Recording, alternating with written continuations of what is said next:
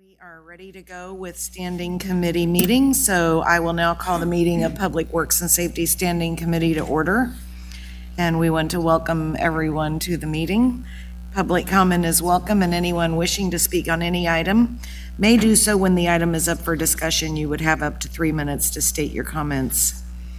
For accurate recording purposes, we ask all present to speak directly into a microphone. Could I have roll call, please? Roll call. Brian? Here. Philbrook? Here. Markley? Here. Kane? Here. Johnson? Here. Bynum? Here. We have minutes from our September 25 meeting. Second. We have a motion and a second. All in favor signify by saying aye. Aye. And the minutes are approved. Item 1 is a resolution regarding condemnation of land for the North 31st and Kimball Sanitary Stream Crossing Improvements Project. And I understand, Mr. Couchman, are you going to present this? Well,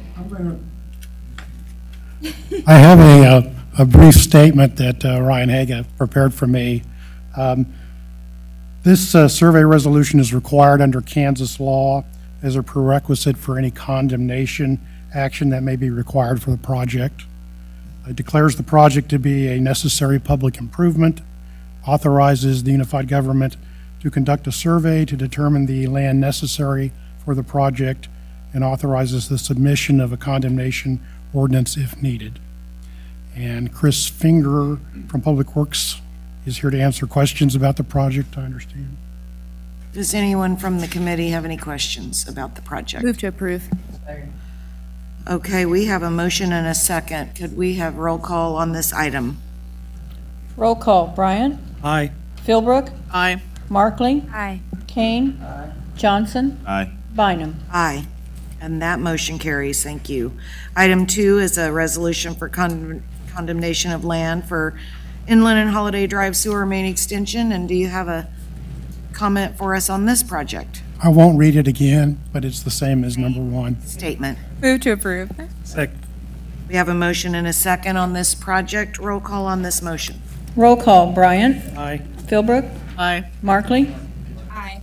Kane? Aye. Johnson? Aye. Bynum? Aye, and that motion carries. Thank you very much. The last item on this standing committee agenda tonight is a presentation from our outstanding public works folks on infrastructure. We're setting the bar high.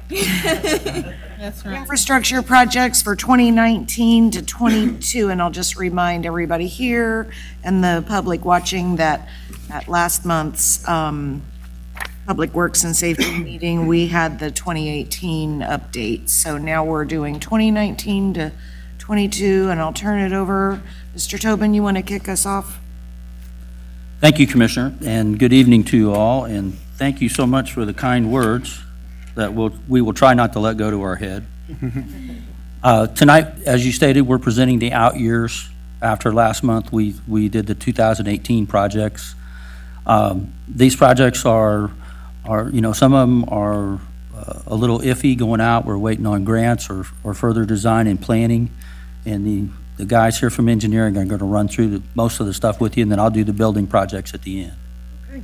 Take it away, Brent. All right. So we're going to go through some engineering and water pollution control projects that are listed in the CMIP. First one we have is the Leavenworth Road Phase 2. It's from 63rd to 78th Street. It's going to have that continuation look and feel as Phase 1. We're going to be adding sidewalks on both sides, redoing the road, mill and overlay, curb, adding storm, fixing storm where need be. We'll have share rows for bicyclists. We're going to add some new traffic signals for safety purposes and so forth. It also has MARC funding, and this one is budgeted for $16.3 million, and $7.3 million of that is MARC funding. We are scheduled this week to start selecting the consultant. We'll do the interviews for those this week, and then we will be moving forward with Phase 2. Holiday Drive Bridge Replacements Phase 2 and 3. As we mentioned last month, we have Phase 1, which is one of the bridges that's going to be built in 2018. Phase 2 is in 2019, and Phase 3 will be 2020. These bridges are structurally sound, even though they look and pretty bad shape. The biggest concern is the guardrail is where it's failing, and it makes it tough to attach. So we are going to go in there, replace those structures. We'll make them wider for clear zone. The guardrail will not be there anymore. So in future development or widening of the road, we'll be able to do so and not have to replace those boxes.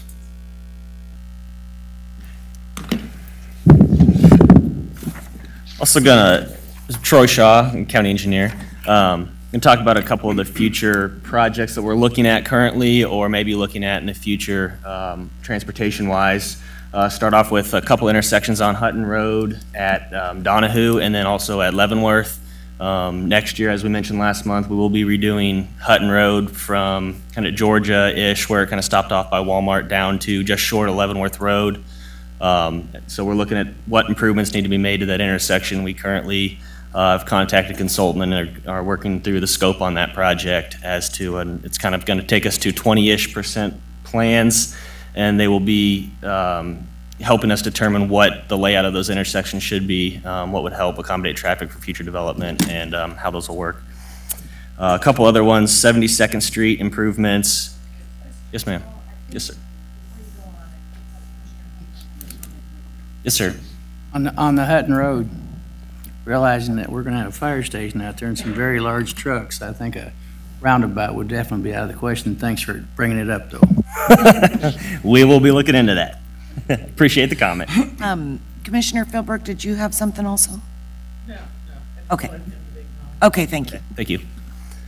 A couple other projects, 72nd Street improvements. We've had a few of these looked at by an engineering firm with the mindset of what would be the best for MARC funding based on their grading system they used the previous time they put it out. It'll come out again in the spring this year. The MARC funding will, so they may alter their criteria a little bit, so that may affect what we go for, so that's why we don't know exactly what it'll be.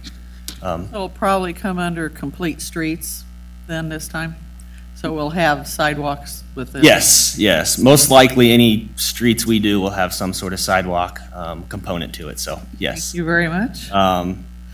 So 72nd Street's one of them that's kind of along those lines. Also Shawnee Road is a great, between, I think this is 34th and 42nd, we've looked at a great area for improvements for pedestrians and sidewalks for sure.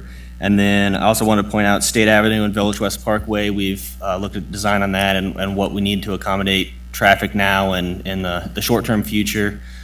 So we've have an initial layout on that one, so we'll be looking at that as well. And then Troy, yes, sir.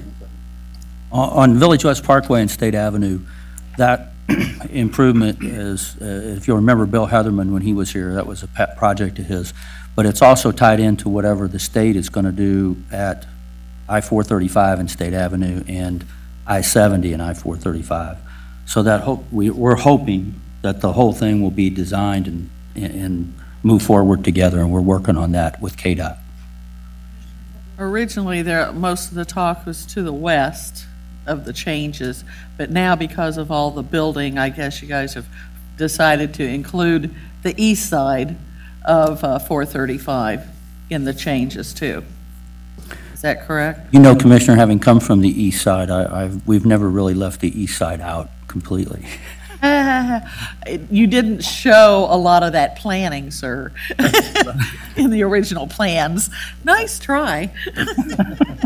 Well, and we have been in coordination with KDOT as far as how those will work together and how that flows. So, yes, that east side is definitely considered. So, thank you, sir. And then also we want to look at Turner Diagonal on I-70. We have recently applied for 2 grants, INFA grant and Tiger grant for that. The changes there to turn it into a DDI is kind of the initial thought, would open up quite a bit of land, possibly for development that they don't have access to now. So we're hoping that we can get leverage from KDOT on that and kind of help get some grants for that, which we could make a big improvement with that, I believe. So before we go to the next slide, can I stop on a couple of these? Yes, ma'am. Going back to Hutton Road, I know last month we talked about the section from either Georgia or Cleveland up to almost the Leavenworth Road intersection. And now here you're talking about the intersection. And Commissioner Kane, you might have to help me. On Hutton Road, from parallel to Leavenworth Road, there's some sidewalk, and then it stops. Yes. That's what we'd be picking up. We'll continue that sidewalk on the project we're doing next year. Okay, So that sidewalk will extend with the road project, and then when we ever do improvements to the intersection, we'll continue that through there as well. okay, thank you. And then on the Turner Diagonal, the Tiger Grant, do we have any inclination as to when or if it's going to be funded? Commissioners, we were notified very late in the process that the submission that we made last year on the Tiger Grant for that project was highly regarded, but didn't get it. Okay. And that's one of the reasons why we resubmitted Okay. and made some changes based on recommendations from the Federal Highway Administration. Okay, Also decided to go for the infra grant as well as the Tiger. okay. Commissioner Philbrook, did you have something? And then Mr. Brandt. So basically, we're kind of waiting for the federal government to release the funds. Is that it? That's correct, Commissioner. Okay. Because I know that Kansas is really wanting this to move forward as well, because we have a lot more work to do, and it would be nice if that could happen. So anybody out there in TV land that has an in with the feds, please ask them to release that money. Well, KDOT is definitely on board with us. Yes, I And know. they're part of the We're grant very process. excited about it. Yes, thank you. Mr. Brandt. On the Turner Diagonal, you know, I think it was when Heatherman was still here, we were talking about, we took out the bridge, put in the new intersection on the one side of the BPU Service Center. We talked about, you know, postponing for a little while the other bridge, I think it's 65th Street. So do we have a time frame on when there'll be any work done on that bridge? Well, Commissioner Bryant, we don't so much have a schedule for that. However, we are thinking about it because there may be some other work in that area or another project, and we may even eliminate that bridge altogether, just like we did the other one. Okay, It may go at grade. yeah, I kind of do the same intersection. All right, sorry.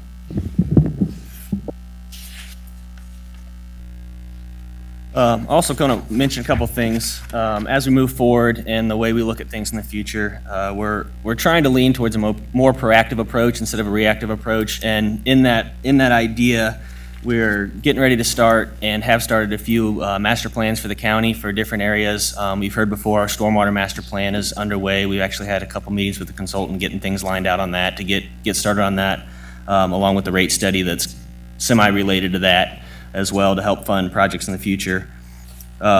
We are also working on starting a countywide transportation master plan that will include Bonner Springs and Edwardsville. One of the big reasons we're starting this is to help leverage funding from the Federal Highway Administration and also KDOT to try to bring that money to Wyandotte County and not have it all in other counties in this area. So we'll start this transportation master plan looking at the highway system, at how it relates to arterial roads that we have in the county and that traffic flow around. And we've talked to KDOT about this as well, and they're big favor of this, and they know there's issues that we have, like we've talked about with I-70 and Turner, and also 70 and 435. So we're kind of trying to lump everything and relate everything together to help us leverage that funding that they have available. And then I think what we're planning to do after that initial phase is to continue through the county with more collector roads and kind of determine areas where we have needs for transportation and help us prioritize our projects by need and not just by we think this would look good here. It's kind of what benefits the most people where. So we'll be starting that, and that'll also help us set guidelines throughout the county for our traffic, update those as we're going. So you'll probably see us back here talking about that in the future too. Question. Go ahead. Yes, ma'am. So is K32 along there, is that part of that project? That, well, I know, I'm looking at you going, yeah. That was one of them I was going to get to too. So yes, we have, and part of this, the whole countywide master plan will take into consideration a lot of these other plans that we've done that are small, localized, like K32 plan. Yeah, because you said when you're gonna work with Bonner and Edwardsville as well, then that is definitely the main highway through all of that, so. Yeah. And part of that we'll have a Rosedale transportation master plan that kind of builds off of the Rosedale development plan to help us with all the traffic congestion around the KU Med area. It's a big issue, and as things develop in the future, it's only going to get worse. So we're trying to stay on top of that and get in front of that. And then with planning is working on the Northeast Master Plan right now, so we'll be involved with that as well as they're doing that. So all these will kind of tie together in the overall transportation master plan. Well, I know you're knee-deep on the Rosedale thing, because there's been so many issues around that street, in front of KU, and not enough space and all that. I'm just going to pray that you guys come up with some kind of an enlightenment to be able to do something with that. It's going to be difficult, yeah, for sure.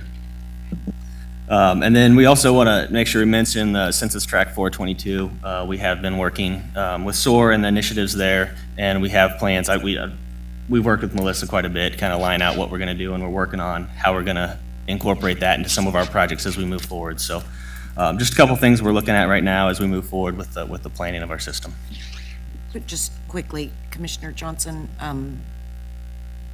so 2 of those sections that are kind of blocked out on the map are your district. I just wondered if you have any comments or questions. I think you're reading my mind. I am reading your mind, so reading my go finger right taps. Of course, you all, is this a comprehensive list of the projects for CMIP over this period of time from 2019 to 2023? I didn't catch all that. Is this a full listing of the projects that we're looking at for CMIP for this period, 2019 through 2023? Yes. Okay, because I see these areas in my district, or I would say in my district / Northeast, that are identified, but I don't see them identified on. So I probably should explain that a little clearer. So this map shows kind of the studies I was mentioning. This map is just talking about those studies. So the blue area that you're looking at right there, that's the Northeast Master Plan. So that's just kind of the area that's focusing on. You'll see the hatched green, that's basically the whole Stormwater Master Plan area. Right. And the blue line that goes around the whole county, that's kind of Transportation Master Plan encompassing the whole county. And you just kind of see the SOAR area and then the Rosedale area. So K30 or the K32 corridor. We're just kind of noting the different master plans in this slide. So this slide really just depicts the studies that we're doing, or the master planning that we're doing, not the specific projects that will come out of those master plans. Okay, I would say that I would like to make sure that there are some specifics that are identified before we come to a place of solidifying this in those particular areas. Both of them are in my district, so I'm not partial one to the other, but I want to know that there are some specific items that are slated for this period of time in both Tract 422 and in the Northeast, because we have to make sure that we're being strategic about that, as we are with all the other projects that are already identified in this presentation. I want to make sure that we have some things that are east of 635 identified as well. Yes, sir. And as we noted, a lot of these projects will continue to be developed as the MARC funding becomes available and we apply for those. So the ones you see here aren't 100% solidified either, because we're still in flux with the MARC funding since that runs out and we have to reapply in. I understand. We're about up for the MARC grant process right now. So you got some help coming here to help you as well. So listen. I just wanted to reiterate what Troy and Brennan said. While the main purpose of this presentation was to let the commission know what projects could potentially be added to the CMIP as our next budget cycles come around, and that's kind of what these last few slides have highlighted. We haven't really narrowed down exactly which ones we're going to be there yet, but we wanted to let you know our areas of focus. That way, as we narrow them down, or as you have suggestions for us, you can bring them to us and we can start looking at potential funding sources. Okay. Well, I think that my concerns have been duly noted. Thank you. Commissioner, if I might add to that also, as we stated at the last month's standing committee, the 18 projects are the ones that are pretty much there to go. And while you all have approved these out years on the CMIP, you've more or less said, okay, this is okay for planning purposes, let's go ahead and go. So we're ready for more input, and I'm assuming when we get into February and the rest of the capital meetings that will come forward. Well, I'm ready to have that conversation. Thank you. I'm pleased that what I'm hearing is that you're nimble, which is what we want to hear. Thank you. So please proceed.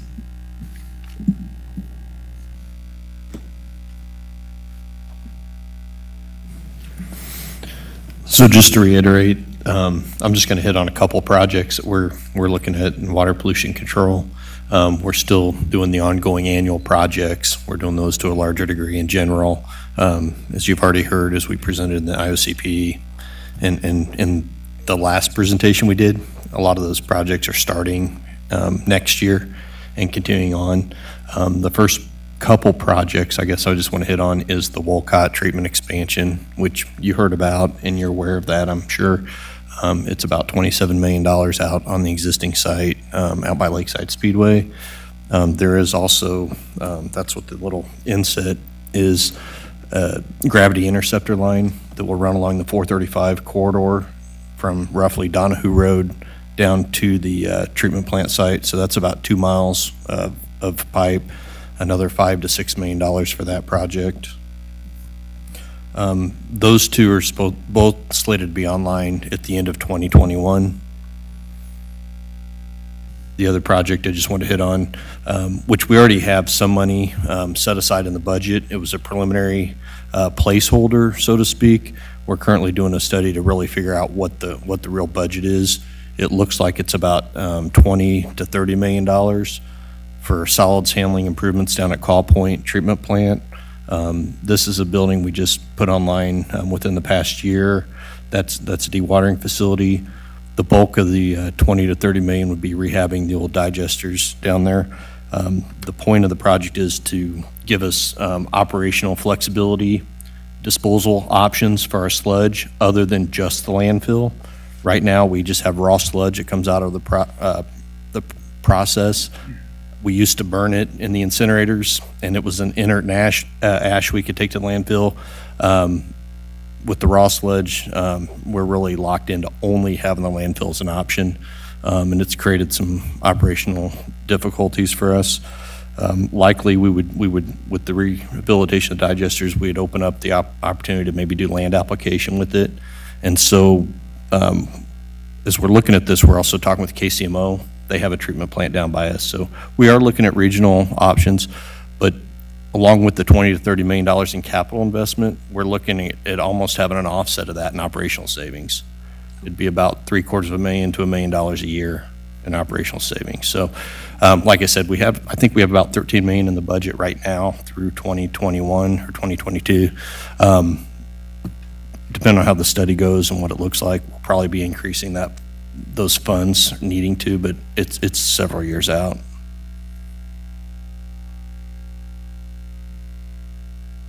Please note, as Trenton mentioned, again, this is all in response to federal mandates, to the EPA and the consent decree as we move forward. And in these out years, we will still be negotiating with the EPA for the consent decree.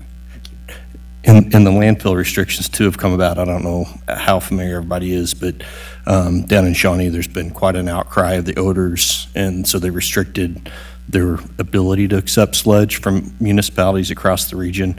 They've shut it down to where they'll only take the sludge between the hours of 10 a.m. and 3 p.m. Monday through Friday. So we have wastewater coming to us, obviously 24/7. We're generating sludge 24/7.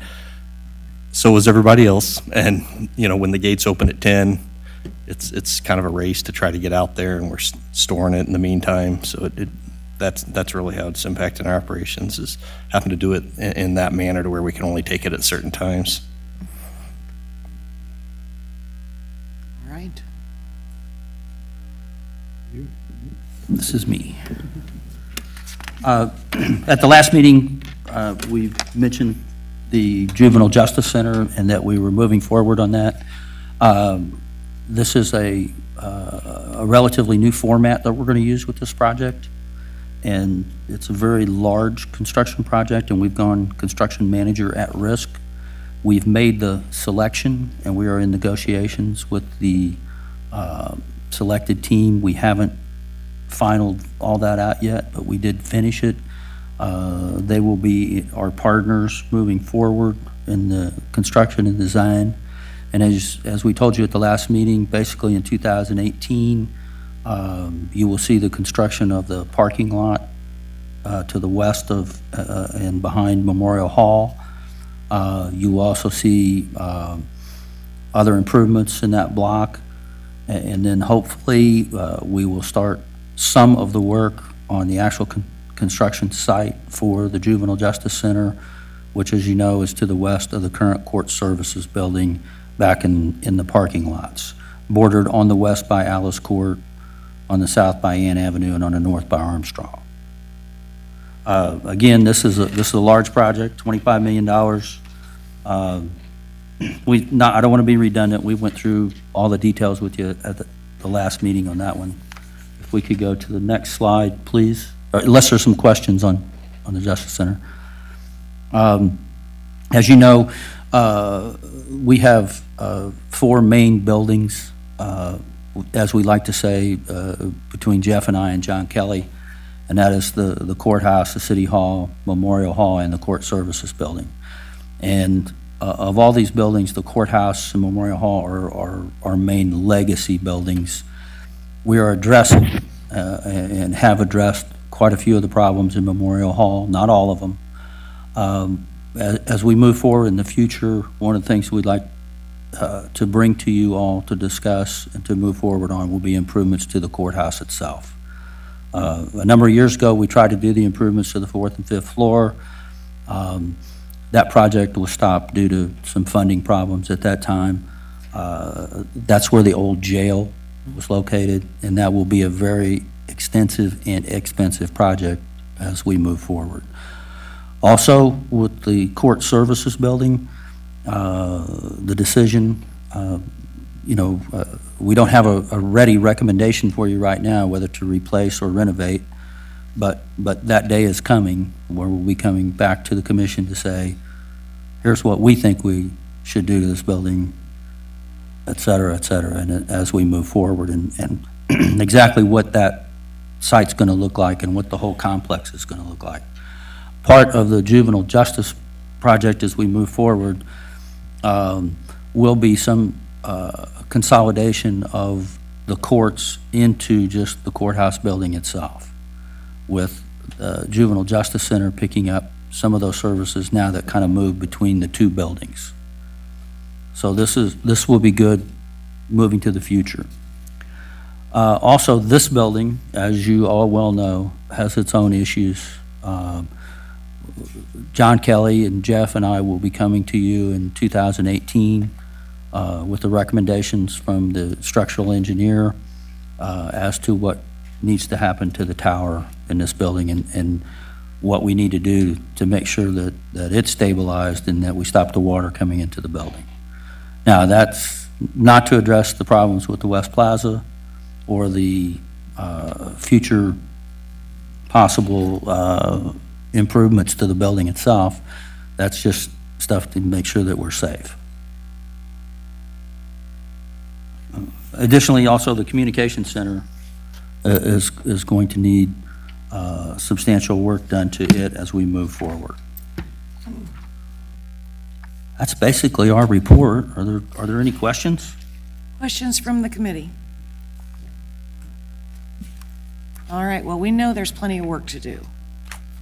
And the question is, how do we pay for all of it? And I appreciate the dollar figures kind of being shared as you move through the projects, and more for the public to understand just how expensive it is to keep things operating and safe and keep improving these major items in our community. So if there are no other questions on this item, then we will thank you for being here and making the presentation. I know that we'll see you again often, and we will look forward to that. And that will be the last item on this agenda, and it was an information-only item. And that concludes this meeting. And we thank Mr. Bryant and release him. Yes. And it looks like we are right on time for... Thank you for your time. Thank you very much. This meeting is adjourned, and looks like we are right on time to move into the next one. We'll roll right in. I'll now call this meeting of the Administration and Human Services Standing Committee to order. We want to welcome everyone to this meeting. Public comment is welcome. Anyone wishing to speak on any item on the Standing Committee agenda may do so when the item is up for discussion and have up to 3 minutes to state your comments. Please use the microphone, everyone, for accurate recording purposes. Would the clerk please call the roll? Roll call. Philbrook? Here. Johnson? Here. Kane? Here. Bynum? Here. Markley? Here. Next, we have the minutes from September 25th meeting. Is there a motion for approval? Second. There's a motion and second. All in favor signify by saying aye. Aye. Opposed, same sign. Those minutes have been approved. Our only agenda item is an update on the zoning enforcement officer's accomplishments, and Rob Richardson is here to present this item. Thank you very much, Commissioner. I have Jason Faust, our zoning enforcement officer, with me. As you know, at the NRC, they operate by divisions with colored shirts. So zoning shirt is burnt orange. So that's what he's wearing tonight.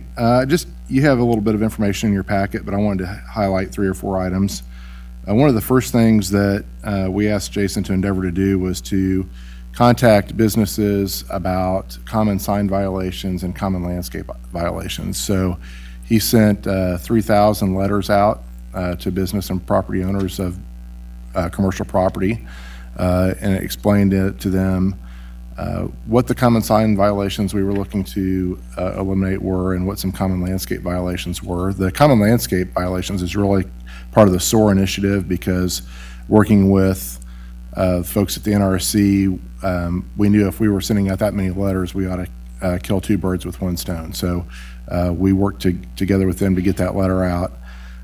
So that letter went out first part of August, and we gave them quite a bit of time to work through those issues, and he's currently working through some investigations related to that, and he'll be getting those that are still in violation into court fairly quickly.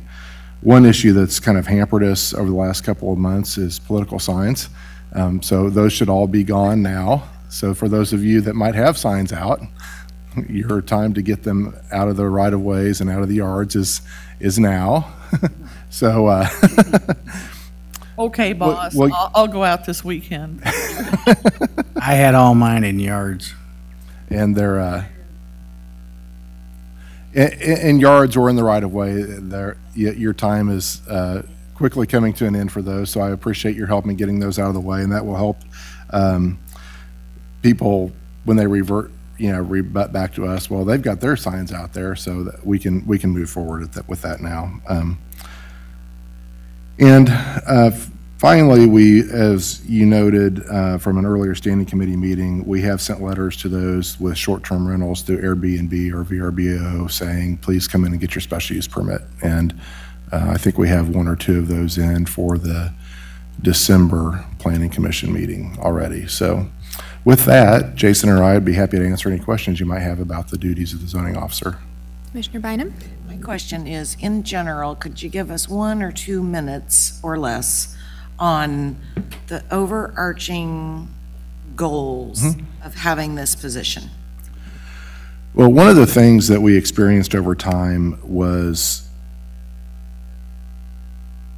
when we would go to the code enforcement officers to do to have a zoning issue identified,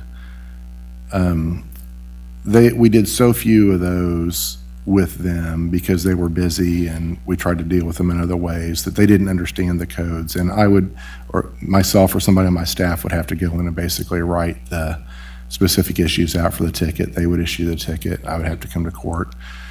So that was one of the issues. But the other was we just didn't feel like we were completely covering the zoning issues as well as we could. And so, for instance, the sign issues and sign permits, the common sign violations that we identified with signs in the right-of-way, signs in sight triangles, attention attracting devices, those kind of things. We just weren't dealing with those at all because there wasn't time and there wasn't staff to do that.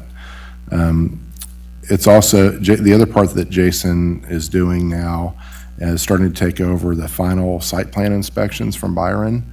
And that was one of the ways we could use this position to get more time on the planning side, because we were short on time for the planning side to get the regular planning work done. And so that inspection level part of Byron's job, or whoever was doing the DRC stuff, would fall to Jason as well. So he started taking that over. So we used it to help enhance zoning enforcement activities, and on the other hand, also free up 5 to 8 hours of Byron's time each week to work on more specific planning projects.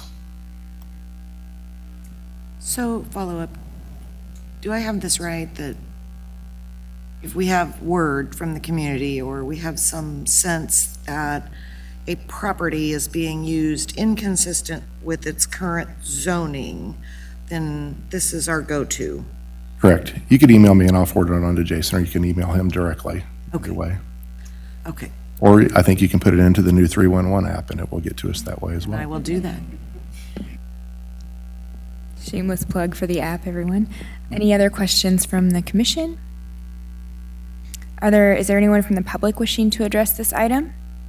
If so, come forward to the microphone. All right. I think we finished in time for Rob to go to his next meeting. Thank you. Thank you, Jason, for being here. And that was an item for discussion only, and it concludes our meeting. Thanks for everyone's attendance.